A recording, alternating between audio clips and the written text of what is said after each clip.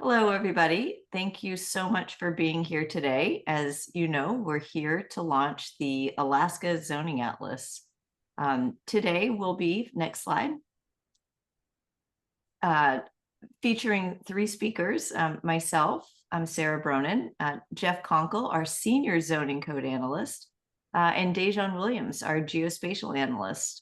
Both of them actually spearheaded the majority of the work in Alaska. And so they have gotten down into each and every detail, and we're really grateful that they'll be speaking today. Our overview of the presentation is first, we're going to start with what the National Zoning Atlas is and why we've created it. Then we're going to discuss how it's made. We'll talk about using the National Zoning Atlas. And then finally, we'll get to the meat of the discussion, which is how Alaska zones according to our analysis. We'll close with a slide or two about how the National Zoning Atlas has been used in the broader context. So just to get you started, we wanted to first start by talking about why we are creating this project in the first place. The National Zoning Atlas is a digitized map. It extracts information about zoning codes all over the country. We say in our mission that we are digitizing, demystifying, and democratizing information about zoning. By digitizing, we mean that we are centralizing zoning code information into a one-stop shop through that online map that I mentioned. By demystifying, we mean that we are taking concepts that are opaque or hidden.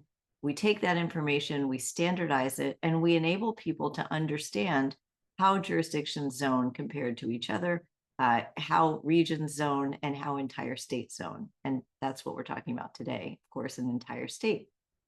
When we say we're democratizing information about zoning, we truly believe and hope that the information that we are providing, the details that we're digging into, can empower people with the information they need to make zoning better. So across all of these three areas, what we really aim to do is to give people information about the really powerful force zoning that shapes their world.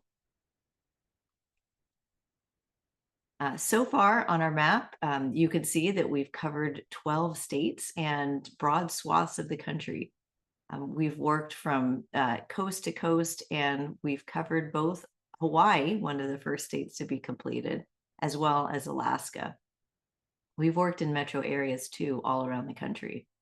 As our analysts will explain, the map opens at this scale, and the white parts are the places we haven't done. The purple are the places that we have confirmed have zoning, and the gray are those places we have confirmed do not have zoning. We'll dig into that question, zoning versus unzoned land, in a few minutes. But it's worth noting that a lot of New England is very heavily zoned, whereas we're seeing, as we build out the western states, less zoning on average. With that, I'm going to turn to Jeff, who's going to talk about how the zoning atlas is made. Take it away. Thank you, Sarah. Hello, everyone. I'm Jeff Conkle. As she mentioned, I'm a senior zoning analyst here with the National Zoning Atlas. I've worked on a number of states from Arizona to North Carolina, Georgia, Michigan, Maine, California, and of course, Alaska. So we're going to talk a little bit about how zoning analysis starts. What we do is begin with identifying jurisdictions. These can be cities, towns, counties. In Alaska, of course, these are boroughs, not counties, villages, and other places that have zoning authority in each state. And you can see on the right-hand side of the screen, we've identified 175 jurisdictions in Alaska, and this is just an excerpt of some of those that you'll find in the state. Each zoned jurisdiction is made up of zoning districts, and each of these districts have different rules. So here's a screenshot of several districts in Fairbanks as they appear in the National Zoning Atlas Editor program. You can see the district names, and while some allow residential development, some don't. These are a mix of base districts, meaning that they're the base classification on the map, and overlay districts, meaning that they are separate districts that overlay or overlap one or more base districts to provide additional regulations. Sometimes these are more strict, sometimes more lenient, depending on the objective of that overlay district. Now, once we identify that a jurisdiction is zoned, we collect the two main components of a complete zoning code. That would be the zoning text, which you can see here on the left, and the zoning map, which you see on the right. This is an example from Cordova, Alaska. Both the text and the map are necessary because while the ordinance text contains a lot of critical information, we also need to know how much land is allocated to each district and how it's distributed throughout the jurisdiction.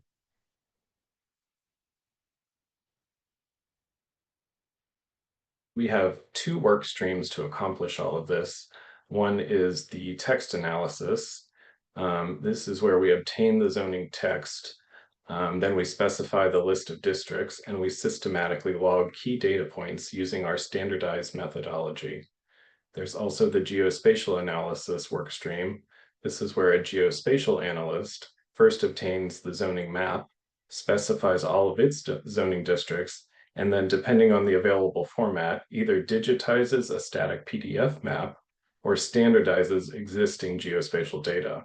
So the two work streams here then join along the list of zoning districts within a jurisdiction. So we like to highlight some of the unique aspects about the places we analyze. Here's some of the unique findings in Alaska. Unlike most states, the majority of land is not residentially zoned. Instead, it's zoned for conservation or resource development. The zoning codes, especially outside of the state's fewer larger cities, tend to be very short with minimal regulation. And we've seen a few zoning districts very unique to Alaska, including avalanche protection overlay zones and even a sled dog recreation zone. And we also have some unique attributes for Anchorage. The municipality, as many of you know, was a combination of the original city of Anchorage and Greater Anchorage Borough. However, it seems the perception is that the original Anchorage is somewhat of a separate entity or distinct from the other places that are today within Anchorage municipality, places like Eagle River or Girdwood. And this is reflected in documents like the zoning ordinance, where we actually have three distinct maps and three types of zoning districts, or sort of prefixes for zoning districts for areas that are outside of the Anchorage Bowl. But as a reminder, the National Zoning Atlas doesn't analyze zoning at a sub-municipal level or a neighborhood level, so all of Anchorage's analysis was done using the full municipality. Now that we understand the basics of how the atlas is populated with zoning data, I'll pass it on to Dejan to discuss using the National Zoning Atlas. Thank you, Jeff and Sarah. Hi, everyone. I'm Dejan, and I am a geospatial analyst with the NZA. I'm currently analyzing geospatial zoning data from Maine and in California, but I'm also working on a variety of states in the past, including Oklahoma, Michigan, Virginia, North Carolina, Georgia, New York, and the completion of Arizona and Alaska. We're now going to walk through how to use the interactive map and how to get the most out of its features. To follow along with me, you should head to zoningatlas.org/atlas. You can use a computer or mobile phone, but note that the size of the map will be different for both.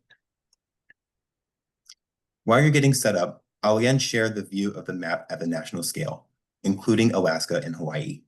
The colored in areas indicate our total progress. You can see that we have 12 states plus DC completely integrated into the atlas. California and Utah are near completion, and many major metro areas are completed, including several in Texas, Tennessee, North Carolina, and New York State. These published areas add up to over 8,150 jurisdictions. About 2/3 of these jurisdictions are confirmed to have zoning, and we have confirmed that the remaining third do not have zoning. Within the zone jurisdictions, we've analyzed and published over 91,000 zoning districts, and our analysts have read over 953,000 pages of zoning codes. We've made progress on just over half of both the total population and the total land area of the US. The places that we've published so far are home to about 52% of the nation's residents and cover about 53% of its total land. Now let's dive into the interactive map. The map opens at the national scale where the legend reflects the zoned status of the jurisdictions in purple and gray. The areas shown in white are yet to be analyzed and integrated into the NZA. If you have the tribal land and protected land layers on, you will see that these green and green-brown layers are on as well. These are most visible in the Western states. In the legend and layers option box in the upper left corner, you have a few options to toggle on and off additional layers and features. You can also change the base map here. Now we'll use the zoom and filter box to explore a chosen geography. We selected Alaska in the state dropdown, and the map zoomed to that state. We have the option to be even more specific with our geography selection. We selected Fairbanks in the Metro Micropolitan Area dropdown. Then we selected Fairbanks North Star Borough in the county dropdown and Fairbanks in the jurisdiction dropdown. The map zoomed to the city of Fairbanks and outlined the jurisdiction in black. And please note you can only select one jurisdiction at a time. At this scale, notice that the legend updates to show zoning district type. Light purple areas indicate primarily residential districts, meaning these districts are primarily zoned for residential uses. Dark purple areas indicate mixed with residential districts, meaning that these districts allow a mix of residential and non-residential uses. Tan areas indicate non-residential districts, meaning residential as a primary use is prohibited. These are typically zones allowing industrial uses or other non-residential uses, like airports or open space. Now let's apply filters to the map. The Show Me Where People Can Build box has options for quick filtering, like to show where missing middle housing or apartments are allowed. We toggled on the single-family homes filter, and you can see the map lost some color. Areas remain colored in when their criteria satisfies the selected filters. In other words, this means that you can build a single-family home anywhere the map is light or dark purple. In the lower right corner, you can see the filtering results box, and that calculates the zone acres and number of districts that satisfy the filtering criteria. According to these results, 81% of zone acres in Fairbanks, or 50% of zoning districts, allows single-family housing by right. Note that the filtering results only show and are applied to the calculations for the single selected jurisdiction. Going back to the Show Me Where People Can Build box at the top left corner, we toggled where apartments with 4 or more units can be built, and you can see the change in locations that meet the criteria. And according to the filtering results box, you can see that the percentages drop. 63% of zone acres and just a quarter of Fairbanks zoning districts meet the criteria for allowing apartments with 4 or more units. Now let's look at the advanced filters box. You should use it for selecting more specific filtering criteria, like whether 1, 2, 3, or 4 plus family housing is also subject to a public hearing, minimum parking requirements, or height caps, among other options. Here we selected criteria where 1 plus family housing is allowed as a right and has a minimum lot size of 10,000 square feet. According to the filtering results, 40% of zone acres in Fairbanks satisfy this criteria. Now that we've navigated the atlas, I'll now pass it back to Jeff to talk about how Alaska zones. Right, thanks, Dejan. So now you've learned a bit about the map, so let's see how Alaska zones. I'll start with some statewide numbers just to give you a sense of how all these different zoning codes come together across Alaska. In all jurisdictions with zoning, we analyzed over 8,000 pages of zoning code, and we logged up to 200 data points for each of the 915 districts that make up the zoned land of Alaska. And just a note about the 111 pages of zoning text per jurisdiction. This is about half the amount we've seen in other large, mostly rural states. So we think that a lot of Alaska zoning codes tend to be light in their regulation. Yet, as this screenshot from the atlas shows, more than half of Alaska's land is actually unzoned. Out of 175 jurisdictions, 73 of them, shown here in purple, have zoning, and 102, shown in gray, do not. Additionally, Alaska has large areas of protected land, which are typically not subject to zoning, but are otherwise protected from development. This may include features such as parks, preserves, and federal lands. Now, to break down the share of land categories across Alaska, 83% of zoned land is protected land, is protected land, and another 12% is unzoned. This leaves only 5% of Alaska's land subject to zoning. However, zoning is still highly consequential in the state because 93% of its population lives in these 73 jurisdictions with zoning. Just a note about tribal land, unlike most states with a high percentage of native population, less than 1% of Alaska is designated as tribal land due to the unique nature of the Alaska Native Claims Settlement Act, which a lot of you may be familiar with. Of the 5% of land that is zoned, 36% allows for residential development. This is a fairly low figure. In most states, we find residentially zoned land to be the majority of zoned land. In Alaska, it's the reverse, with the majority being non-residential land. Shown here, you can see the 65%. That's because of Alaska's vast rural areas, which are zoned for resource conservation or resource development. And this table shows the share of residential land designated for different types of housing. From left to right, there are columns for 1, 2, 3, and 4 or more family housing. The darker blue shows housing that's allowed by right. The lighter blue is housing that requires a special permit, and gray is prohibited. By land area, 97% of land allowing residential development allows 1 unit on a lot by right. That means single family housing can be built almost anywhere in Alaska. Now compare this to the 78% of land allowing 2 units by right. The next columns show that 65% of residential land allows 3 units and 4 or more units by right. This is typically higher than we see, with most states having by right permissions for 2, 3, or 4 plus housing dropping off dramatically from the 1 family allowance. In that regard, Alaska seems more open to multifamily housing, but as you drill down to the jurisdiction level, you will find that there are areas that do make it more difficult to construct this source of more affordable housing. Now, if we add another dimension to Alaska's zoning, this is what we call the donut, which shows single-family zoned land broken down by minimum lot size requirements. The darker the green, the larger the required lot size. The donut shows that 14% of single-family land requires a lot size between 40,000 and 80,000 square feet. 20% of single-family land requires a minimum lot size of 80,000 square feet or more.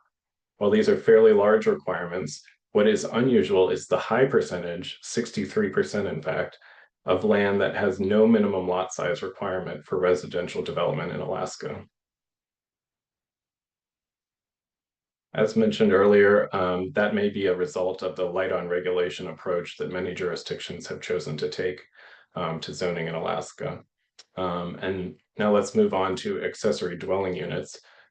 These are another type of housing that's become quite popular in a lot of states over the past few years. Also known as ADUs or granny flats or in-law suites, these are second homes built on the same lot as a single-family home. According to our analysis, only 4% of zoned land in Alaska allows these ADUs without restriction. Another 18% allows them, but they subject these to certain occupancy restrictions. This leaves a large percentage of land where ADUs are not permitted. In fact, this is the highest percentage of prohibition we've seen in any state that we've yet fully analyzed. We'd encourage Alaska to think about why this is and how it may be able to change. It's important to track these restrictions because they hinder ADU's capacity as a viable housing alternative for the broader community. And in some cases, it can deter ADU construction altogether. And finally, 36% of residential land imposes a parking mandate. These are rules that require a number of parking spaces for each new home. While this is actually fairly low, and again, may be the result of a light zoning approach in much of Alaska, I still want to illustrate the effect of parking requirements. These two maps of Juneau show the prevalence of parking mandates. The purple map on the left shows that essentially all residential land requires parking. And in sharp contrast, the map on the right in white has no purple spots, indicating that there's no zoning that doesn't have a parking minimum requirement. Parking might not seem like a major concern, but it's a costly use of valuable land and an important regulation to track because those extra costs can end up deterring new housing. We've shown you data for the state as a whole, but we also want to show you several of the most populated areas and how they compare with each other. We've chosen Alaska's two metropolitan areas, Anchorage and Fairbanks, and the state's two micropolitan areas, Juneau and Ketchikan. And this comparison is showing the allowance for housing within the four areas. At the permissive end is Fairbanks area, which allows single and multiple family residential by right in nearly all instances. At the more restrictive end is Juneau and Ketchikan areas, which have very little allowance for four or more family housing. And in fact, they almost completely prohibit it. The Anchorage metro area falls somewhere in between with a mix of 2, 3, or 4+ family housing allowed by right or by public hearing, though there is still a portion that's prohibited. A greater allowance for multifamily uses can mean greater housing affordability and an easier path to development for non-single family residential. This slide compares the same areas, but this time it's for lot size requirements for one family residential development. Again, the Juneau and Ketchikan areas are similar, with both requiring between 20 and 40,000 square feet in the vast majority of cases. Fairbanks has a higher requirement of 40 to 80,000 square feet for nearly all of its one-family residential development. Anchorage and its metropolitan area is again mixed, with about 50% of the land having no minimum requirement and the rest being a mixture of different sizes. Smaller lot sizes or no minimum lot size requirement at all can bring down the cost of housing development and lead to greater housing affordability.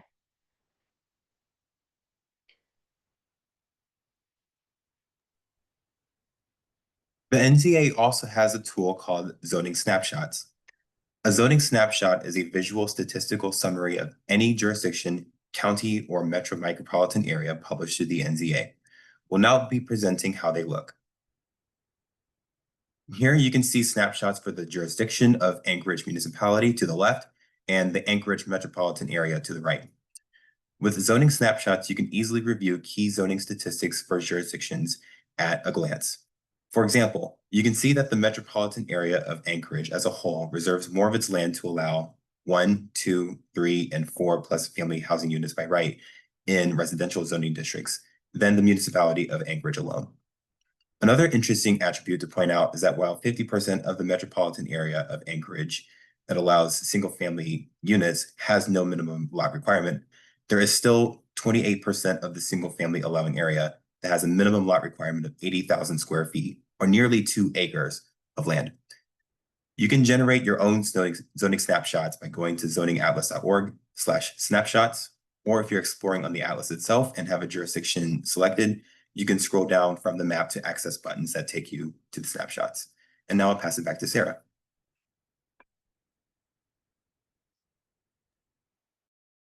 Thank you so much, Jeff and Dejan. That was great. I want to turn now just to a quick slide or two that discusses the NZA in action. We could go to the next slide. Sorry, the slide before. Oh, I think back one. So sorry. Okay, great. And I should just add to please drop questions that you have in the Q&A, because we're getting down to our last couple minutes of our formal presentation, and we'd love to hear from folks in the room what your questions are based on our presentation. So just to say that the National Zoning Atlas has been used in a number of different ways across the country, and we've illustrated 3 different dimensions of that here. So the first is it has been used in advocacy. In fact, it did grow out of an advocacy movement in Connecticut, and it's been used to inform legislation, starting in Connecticut, in Montana, in Vermont, in Texas, And we've highlighted here a report that we did that discussed manufactured housing according to our data across the state of Texas. This legislature there was considering Senate Bill 785, which would have guided local governments to be more permissive when it came to manufactured housing allowances. And this report identified how many jurisdictions in our data set at least would have been affected by the bill. Ultimately, that bill passed, and hopefully it will usher in additional manufactured housing communities in the state. The second type of thing that the National Zoning Atlas has been used for is analysis. Certainly, it's been used by people outside of our organization, but here too, we highlight a National Zoning Atlas geographic report, this covering the whole state of Colorado, which we issued in April of 2025. What we did there was, after completing the whole state, we had a written document that summarized all the information that we had at the time. We had spent about a year looking at all of Colorado's 334 zoning jurisdictions and using the apples to apples method comparison or methodology that enables apples to apples comparisons that Jeff and Dejan were describing. We found different trends across the metro regions, across the entire state.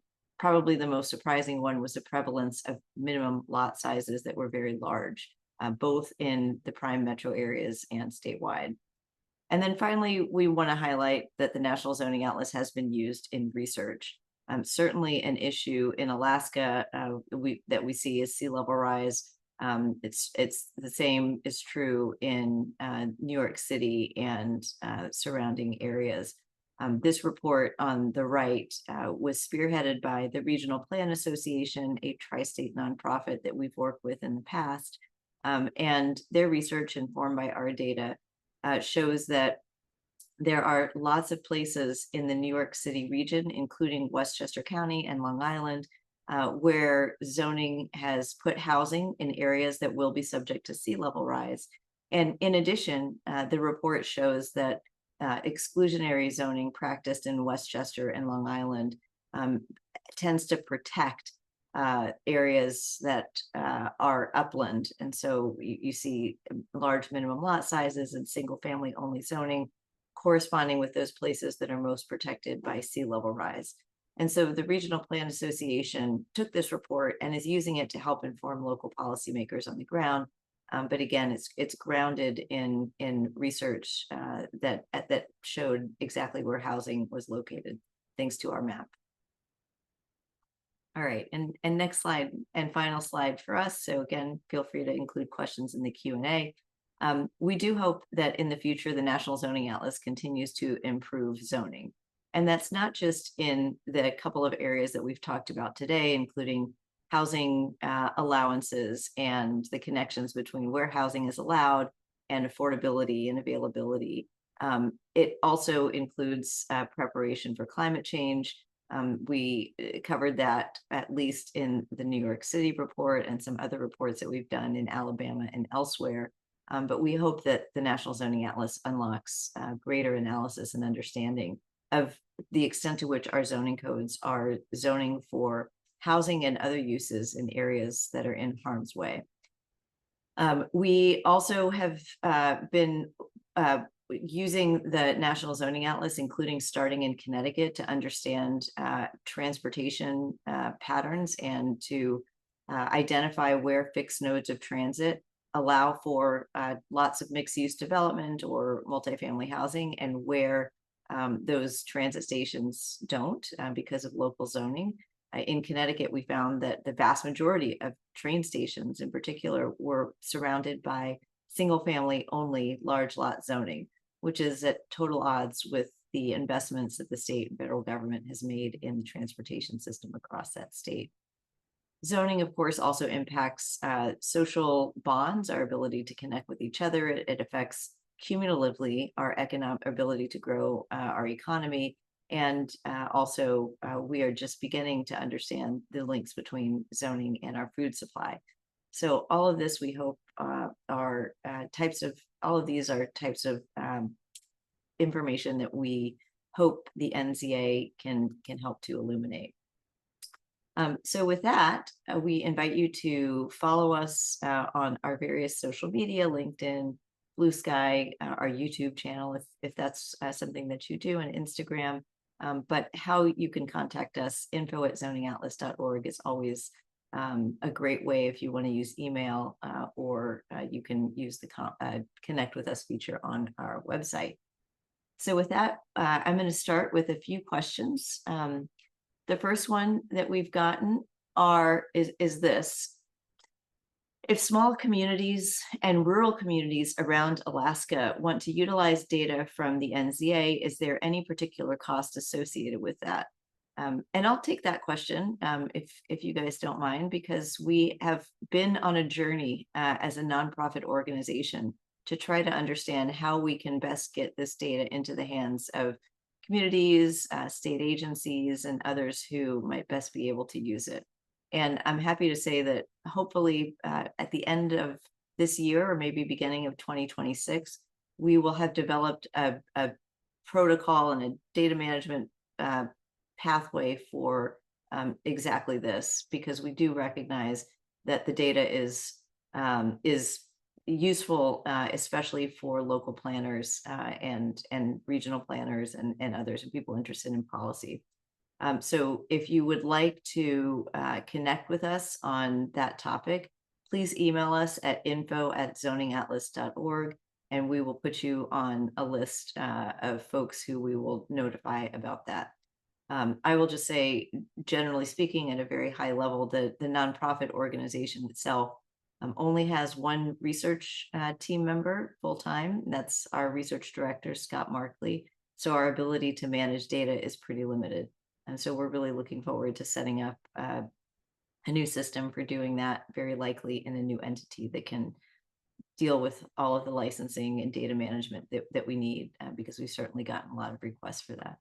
So I really appreciate that question. And again, happy to keep you posted as things develop. I'd also like to ask our analysts how their experience in Alaska compared to other jurisdictions, potentially other Western states. I know you both worked in Arizona quite a bit. Could you tell our audience members how Alaska compares with other places? I can start with on the mapping side. So I found that Alaska has a lot more land reserved for protected uses. And Jeff and I both worked on Arizona, and I also found that in Arizona there's a lot more tribal land. So you can see that reflected in the calculations. One thing I did notice that was very interesting was seeing that in the rural areas there seemed to be a lot more flexibility with what can be done with the land. There was more mixed with residential districts that you could see on the outlet. It appears that residential districts allow for more apartments, 2, 3, 4 units than you would find in Arizona.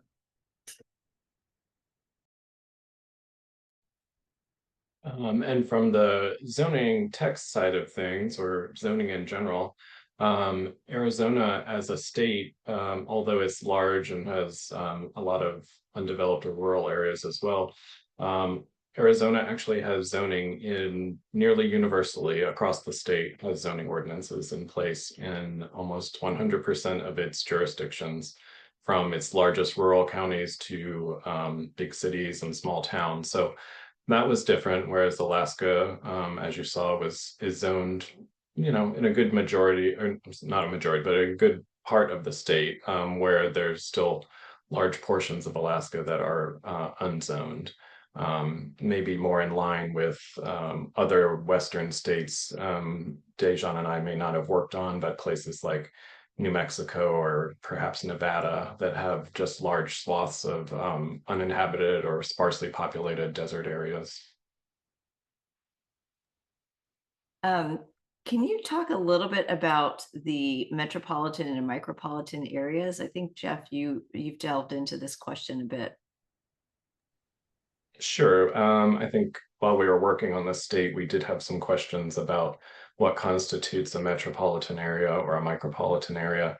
And for anyone not familiar, these are not definitions that we come up with. These are identified areas from the federal government. The Census Bureau uses these to identify metropolitan areas around the nation. And then there's a smaller sort of version of a metropolitan area called a micropolitan area, based around a smaller city or a smaller grouping of residents. So Alaska has, as I mentioned, 2 metropolitan areas and 2 micropolitan areas. It's not a lot, but it's maybe more than you might expect for Alaska. Anchorage obviously is the largest, and it consists of 5 municipalities. Metropolitan areas are always based around counties or county equivalents. So Anchorage's starts with the 2 county equivalents. We have Anchorage Municipality as a county equivalent and the Matsu Borough as a county equivalent. And then any associated cities or towns within those counties also constitute a metropolitan area. So Anchorage consists of Anchorage and Matsu Borough, along with the 3 cities in the borough, which are Houston, Wasilla, and Palmer. So then we have the same for Fairbanks. Fairbanks is a fairly small metropolitan area. I think maybe one of the smallest in the country, but it consists of, again, of just the borough around Fairbanks, so Fairbanks North Star Borough, as well as the city of Fairbanks. And there's one additional city in the borough, North Pole, Alaska, so that one counts there as well. And then our 2 micropolitan areas, much smaller population totals there. The capital, Juneau, consists solely of Juneau, which is a combined city and borough.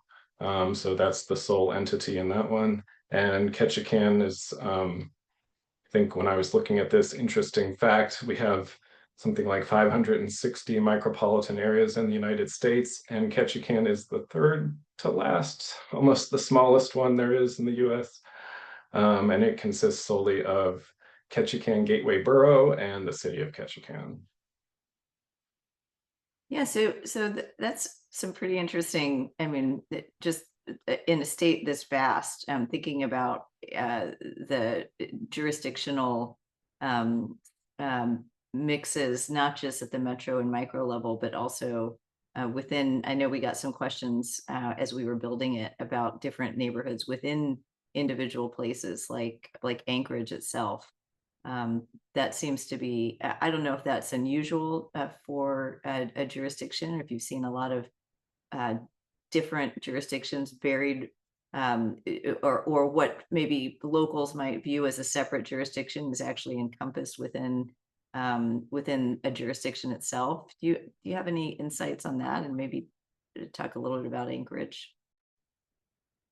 I don't know that we've seen anything else quite like that in the other states or places we've analyzed. Of course, we've come across other consolidated city county governments or city borough governments in the case of Alaska, but none that quite seem to have the nuances or quirks of Anchorage, where it seems that what I would, forgive me, I'm not a native Alaskan speaking maybe in terms that those there would use, but what maybe the original city limits of Anchorage are still viewed as maybe quote unquote the city, where the other settlements in what is now Anchorage municipality are sort of viewed as maybe something other than Anchorage, although today it is all one merged municipality. So that's a little different to view, what is essentially one city or one municipality as having multiple parts.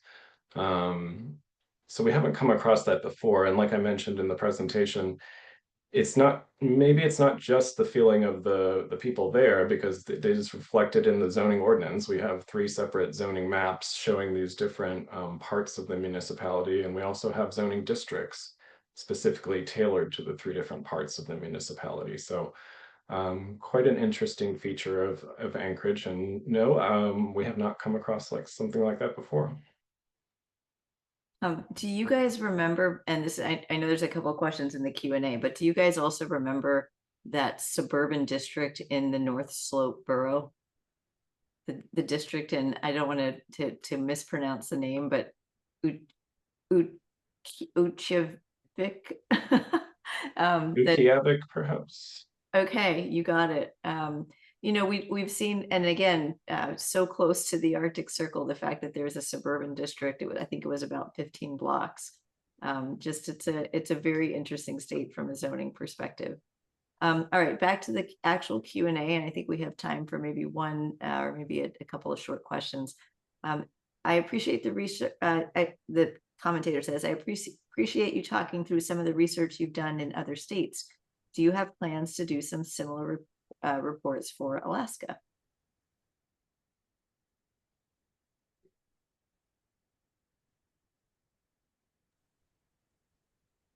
I can take this one if you'd like, but I mean, we generally will produce a report when we have some interest from the local geography, because of course we're a nonprofit, so a lot of our work is grant, or basically all of our work is grant funded.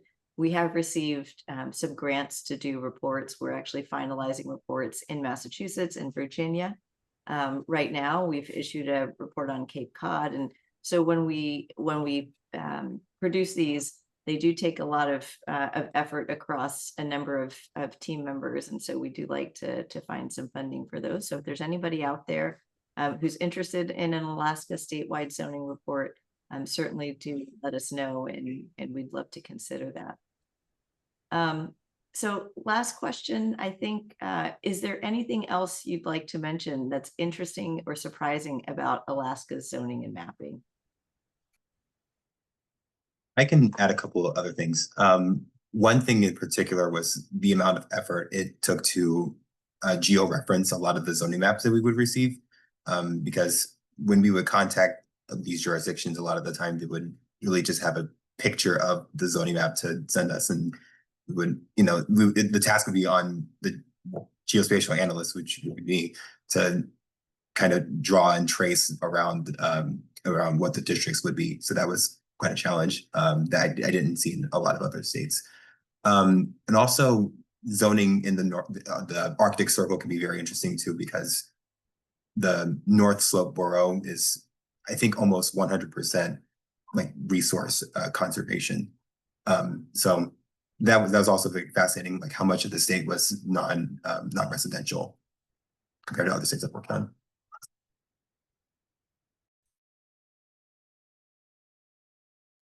Jeff, anything to add? I think we've covered all of the most interesting aspects of the state. I'll just say that it was a very rewarding project to work on because of the differences we got to see and the interesting places and regulations that we otherwise wouldn't have come across. So definitely a great place and great state to work on. Yeah, and now for the first time, I think people who are interested in land use in Alaska can really start to see from one place to the next how at least the zoning code says that land will be used. So I think you guys did an incredible job. I really appreciate all the team members across our organization that worked on the project, and all of those who helped you along the way, who were based in Alaska and helped point you to the resources. So with that, we'll close it out, but thanks again for joining us for the launch of the Alaska Zoning Atlas. Stay tuned for more and connect with us online. Thanks, everybody.